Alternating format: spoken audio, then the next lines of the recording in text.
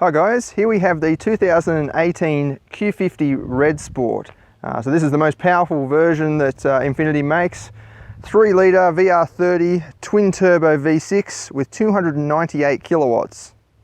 It's actually the most powerful car in its class. So if you go up against things like the Jaguar XE-S, the BMW 340i, these all produce a lower output than this Infiniti. In other words, this car has some awesome potential. We've just posted up the 0 to 100 video, and I've noticed there's quite a few comments saying that this car should do 4.5 or 4.6 seconds. I'm just about to return this car today, but I thought I'd do a quick real-time 0 to 100 video test for you, just so you can see exactly how we got to achieve our 5.24 second time. We have previously achieved 5.18 seconds in a 2017 model. But yeah, that difference is so small, it could be anything. It could be tailwind, how much fuel is in the tank, there's a bit less fuel, there's a bit less weight, and so on. But even still, I don't know what people are complaining about, because 5.2 seconds is extremely quick. Like this thing, when you put your foot down, it really shifts along. There's no sort of need for any more power, that's for sure. I think there is a potential for it to be a bit quicker with some modifications, or if Infiniti made some enhancements.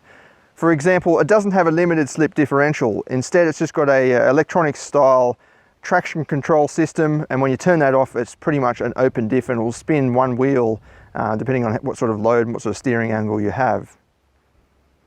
Another thing that might help with acceleration is the tyres. So this has got 245/40 tyres on the front and on the back, so they're not staggered sizes like what you might get in some of the competition.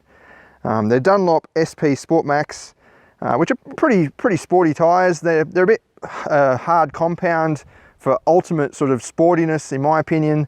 But look, they do just fine. Anyway, let's do a couple of runs and see what it does. Keep in mind that this is not actually the road where we do the performance testing. This is just where we do the engine sounds.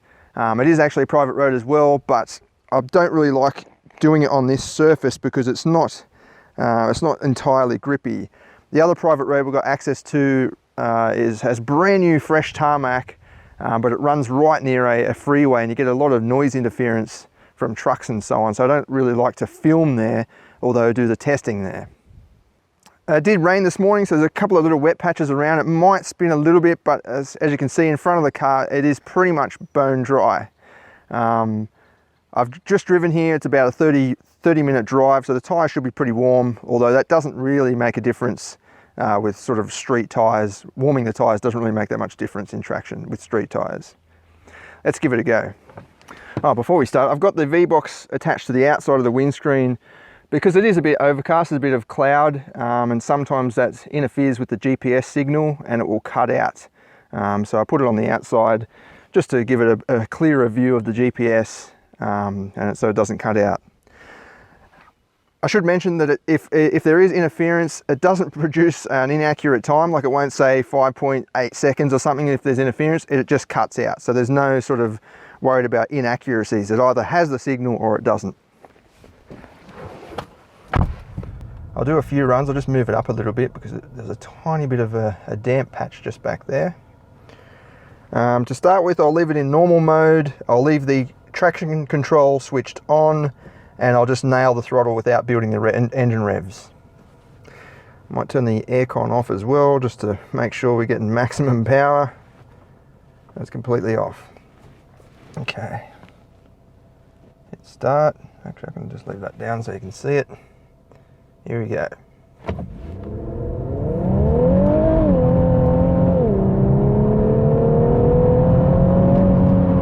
That's 100.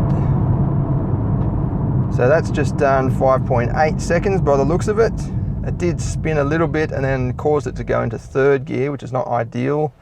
That was in automatic, as I said, and with the traction still turned on. So 5.77 seconds. I'll try it again. This time we'll turn the traction off and I'll put it in sport mode and see if it makes any difference. Okay, so same spot, go back, let's reset. Turn the traction off and see how we go. I'll leave it in automatic and I'll still leave it in normal mode, and I won't build the engine revs on the brake.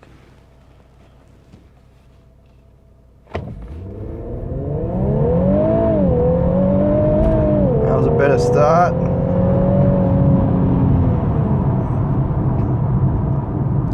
So that's just done 5.6 by the looks of it. We'll have a closer look.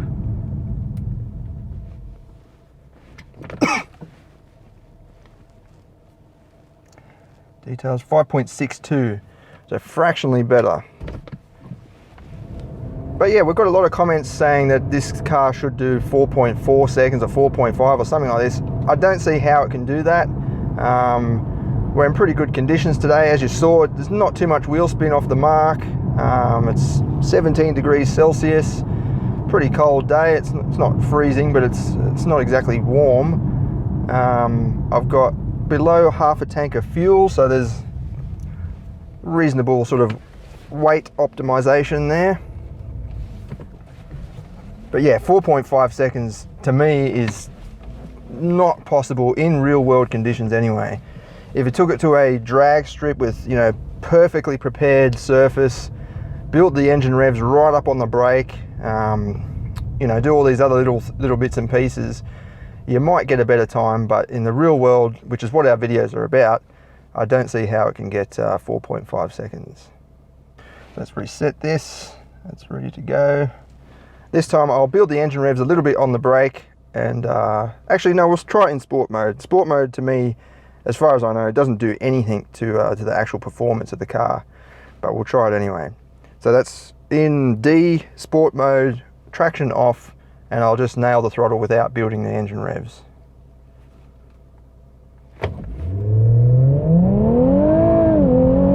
So similar takeoff as before. So that's done 5.6 again, so it's exactly the same time. That should give some of the commenters that we received say, oh, we didn't have it in sport mode. Even when you have it in sport mode, it doesn't really make any difference, because the engine produces, in this case, excuse me, in this car's case, produces 298 kilowatts at whatever revs, regardless of the sport mode. It doesn't make any difference. It won't give it more power. It doesn't inject nitrous or build the boost or anything like that. Some cars, that might not be the case, like a McLaren or Ferrari or something like that, or even some of the older BMW M cars, you can actually put it into modes where it does give you more power, but just the generic sort of sport mode like what this has got doesn't make any difference. We'll just have a closer look. 5.62 seconds, so it's pretty much identical.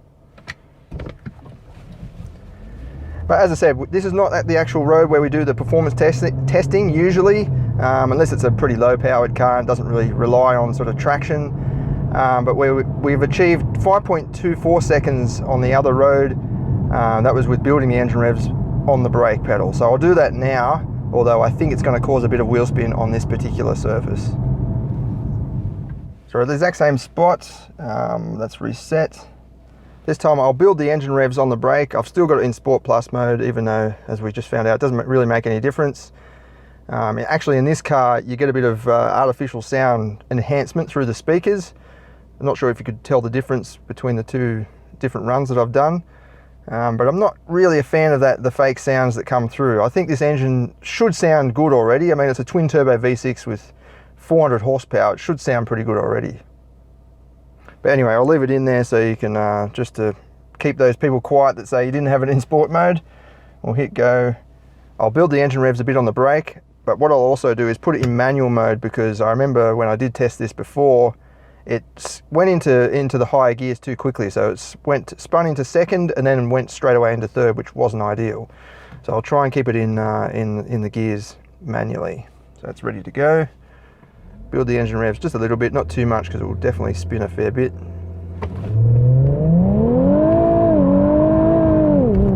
Yeah, it already did it anyway. So that spun into second and then didn't last very long at all in second, and then went into third gear, which obviously impacted the time. So it's just said 7.7 seconds.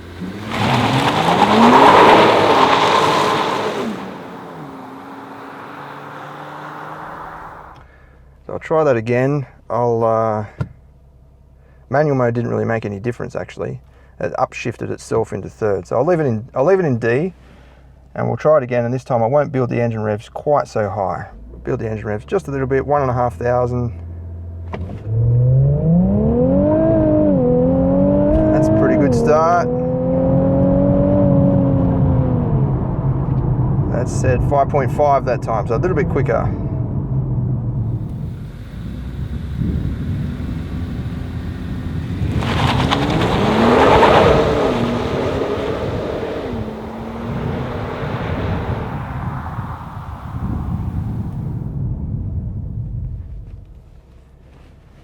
Just reset that.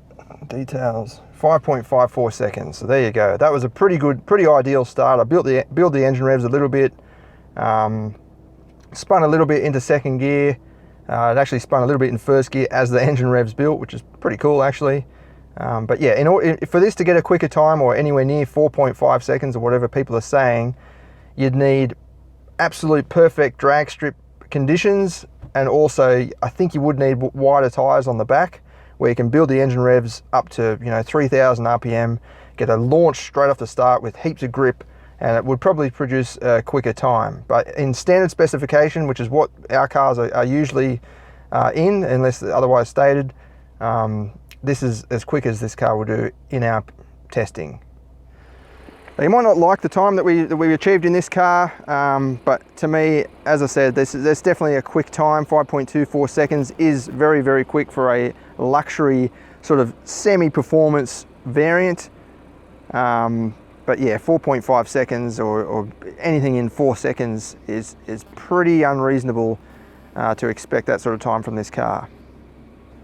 But anyway, our videos aren't about finding the absolute quickest time ever possible in a particular car. They're more about just what a customer can expect to achieve in their brand new car with no modifications, and you can compare the times that we do. So I think I read a comment that car and driver in America got 4.5 or something out of this car. Who knows what sort of setup they use? They might be on a drag strip, they might be doing 0 to 60, which is different to 0 to 100. There's all these different variables.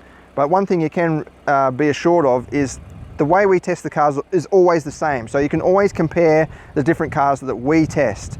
So for example, you can compare the Jaguar XE-S that we recently tested with this car, because it was tested in pretty much the same conditions. I mean, apart from the weather and some things we can't control, but it's a very similar sort of setup that we do. So I better take this car back now. It's getting a bit late in the day, but I hope that provided a bit of clarification for you. If you want us to do more of these sort of tests, these sort of real-time tests, please just let us know in the comments. We'll try and do more of them, especially with sort of iconic cars or cars that have got a bit of a following, and give you a bit more clarification on the times and the figures. Thanks for watching.